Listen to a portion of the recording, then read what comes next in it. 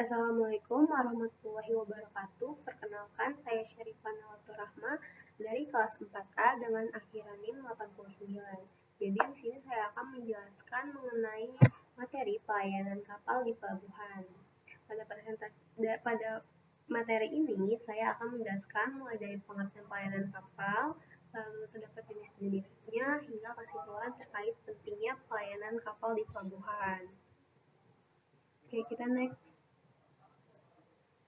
Nah, pelayanan kapal merupakan kegiatan pelayanan terhadap kapal sejak kapal masuk ke pelabuhan, lalu selama berada di pelabuhan hingga kapal keluar kembali.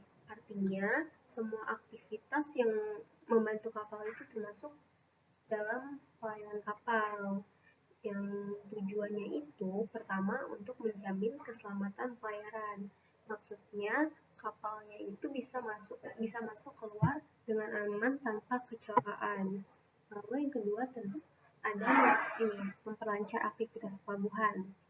Nah, dengan pelayanan yang baik tidak akan terjadi penumpukan kapal sehingga aktivitas pelabuhan tetap berjalan dengan lancar.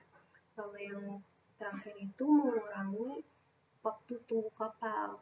Jika pelayanan cepat dan efisiensi, maka kapal tidak perlu menunggu lama sehingga bisa menghemat waktu dan biaya operasional. Nah, di sini terdapat jenis pelayanan kapal. Yang pertama ada pelayanan navigasi. Contoh di sini saya mencantumkan beberapa contoh. Yang pertama ada pemanduan atau pilotage. Nah, ini merupakan proses di mana seorang pemandu membantu kapal masuk atau keluar pelabuhan. Karena biasanya nahkoda itu tidak selalu mengenal kondisi perairan pelabuhan tersebut. Lalu contoh kedua ada penundaan atau tugboat. Jadi tugboat atau kapal tunda ini digunakan untuk membantu mendorong atau menarik kapal, terutama itu kapal-kapal yang besar agar bisa bergerak dengan aman. Lalu contoh yang ketiga itu ada pengaturan lalu lintas kapal. Ini dilakukan agar tidak terjadi kemacetan atau tabrakan antar kapal.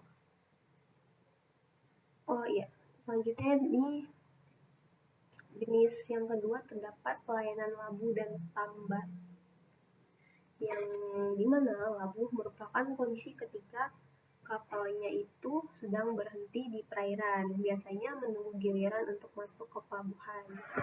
Lalu terdapat tambat. Tambat itu merupakan saat kapal sudah bersandar di dermaga untuk melakukan kegiatan seperti bongkar muat. Jenis yang ketiga terdapat pelayanan bongkar muat. Jadi ini merupakan kegiatan memindahkan barang dari kapal ke laut atau dari darat ke kapal. Kapal ke darat atau dari darat ke kapal. Nah, biasanya itu menggunakan alat seperti crane, forklift atau conveyor.